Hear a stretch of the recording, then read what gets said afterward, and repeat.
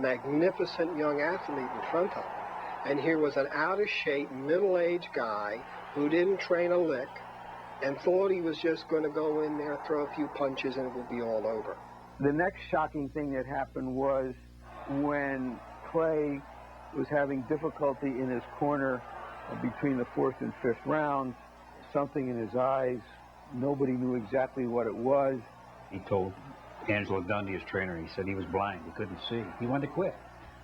Dundee sent him back out there. He said, if you can't fight, run.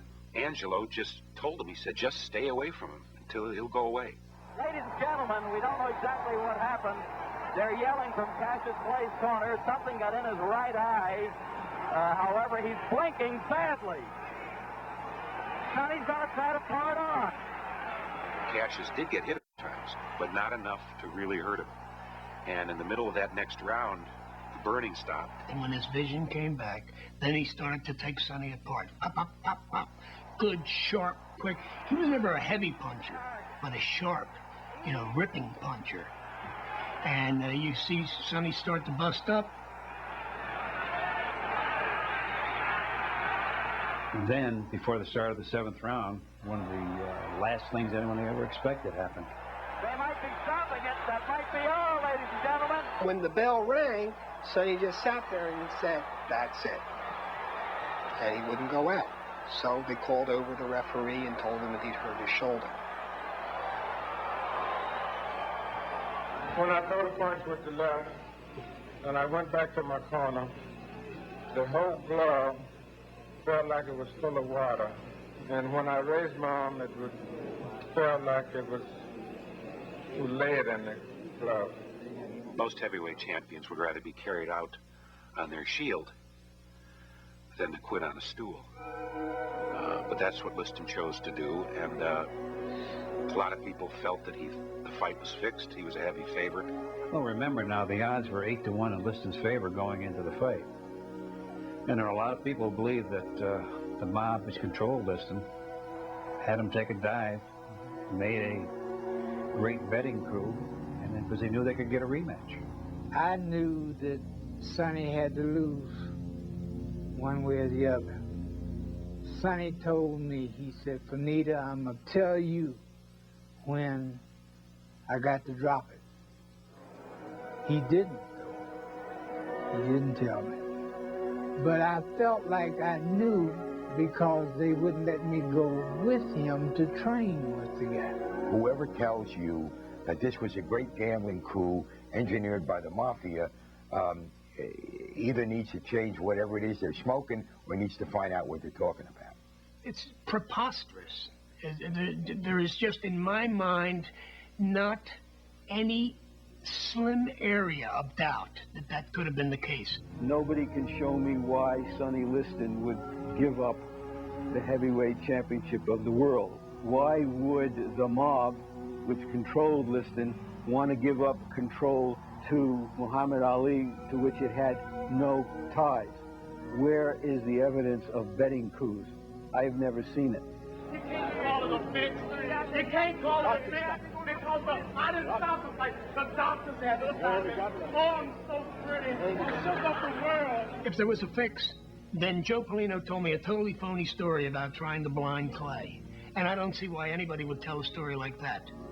What happened was when Liston realized that this guy wasn't going, and Liston knew, he had to know, that he was not prepared to go the championship distance.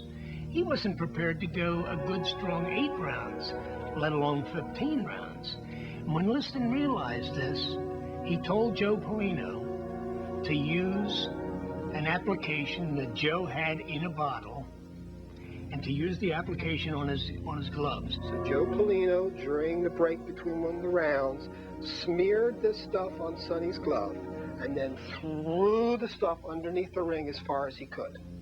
And Sonny went out there, and he got it in Clay's eyes, and Clay could not see. When it was obvious that Clay did not have any vision at all, and Sonny started to tee off at him. And look at that round. And look at some of the thunderous shots that Clay took. And he stood up. And fortunately, perspiration cleared up the stuff that was in Clay's eyes, and his vision came back, and he came on to win the fight. And Sonny said, that's it. And that was it. He just didn't come out. And all the rest of that stuff about, you know, a bad shoulder, bursitis, that was all contrived after the fight. Sonny confirmed what a lot of people were suspecting at the time, that in fact he was a bully, a neighborhood bully type, and that if things went badly for him, that he would fold his hand. Rather than get beat up and humiliated by this kid, he decided to say, I'm not going to fight anymore. And he really, at that point, dishonored himself and dishonored the heavyweight championship of the world. You expect to get a rematch? Well, if Clay want to give me a rematch, I'll take it. And if he don't, imagine I'll forget it. This was a real wake-up call for Sonny Liston. You know, he suddenly realized that, you know, he could be beaten, and he could be beaten by this young whippersnapper with the big mouth. And he was deeply ashamed, because this was the thing that gave Sonny his identity. He was the toughest guy in the world. And suddenly he woke up one morning and he wasn't the toughest guy in the world. So he decided to do something about it. And he trained like he hadn't trained in years.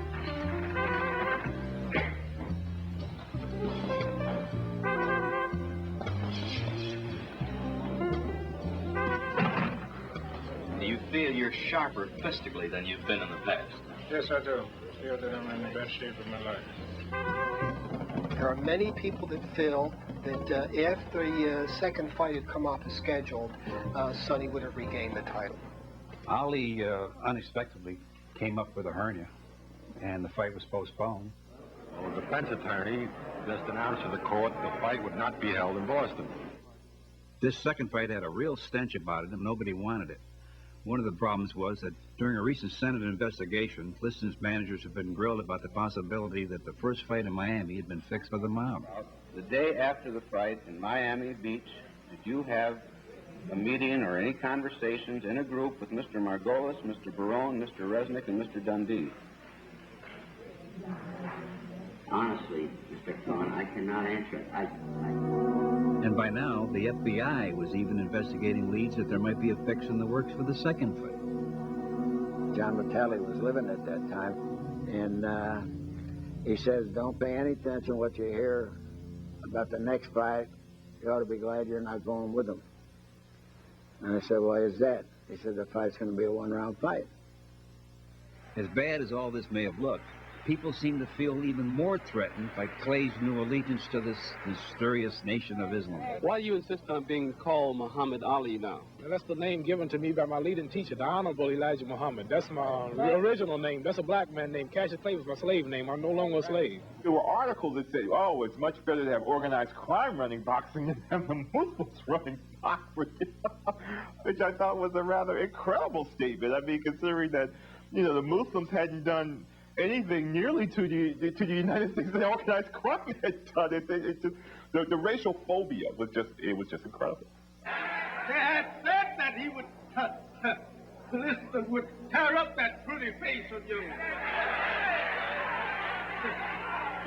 But Allah and myself said no. If the Muslims had a stake in this thing, it wasn't the dollars in the heavyweight championship. The value of Ali winning that fight for the Muslims, this was finally the name on the stationery. That's what was important about it. Don't let anybody kid you about anything else. He was the name that everybody knew. He was the man. And worldwide, the heavyweight champion is, that's it. He's the man. And now they had the man. I personally checked with the Attorney General to see if he knew of any reason, legal or otherwise, why we should not invite this match to come to Maine. Finally, in spite of all the controversy swirling around the fight, the little town of Lewis, Maine agreed to take it. A lot politically had happened. Ali announced that he was joining the movement. He announced the name change. Malcolm X has left the movement. Malcolm X was assassinated a few months before the second fight. So it's very, very charged politically. A carload of men can be coming from New York to get somebody, and you can't go get them. What kind of law is this in America? The world's watching you. Police authorities came to us and told us that assassins was coming from New York to